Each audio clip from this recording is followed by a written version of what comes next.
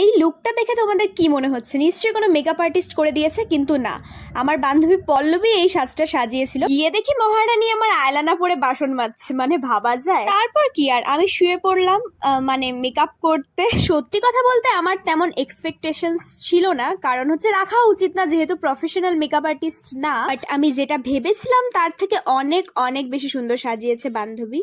Main কথা হচ্ছে অনেক মন থেকে সাজিয়েছিল আমাকে। আর সত্যি কথা বলতে এটাই আমার কাছে সবচেয়ে বেশি ম্যাটার করে। আর এখানে দেখো মেকআপ করতে করতে ক্যামেরাই ব্লক করে দিয়েছে, মানে কতটা পরিমাণে প্রফেশনাল, বুঝতে পারছো তো আমার বান্ধবী। তারপর এখানে হচ্ছে আমার কন্ট্রোল করা হয়েছিল, কন্ট্রোলের পরে আমার ফেসটা জাস্ট দেখো এরকম লাগছে, মানে হাসি পেয়ে গিয়েছিল। তারপর নারকেলগুল খেতে দিল আমাকে, তো আমি চাবাচ্ছিলাম।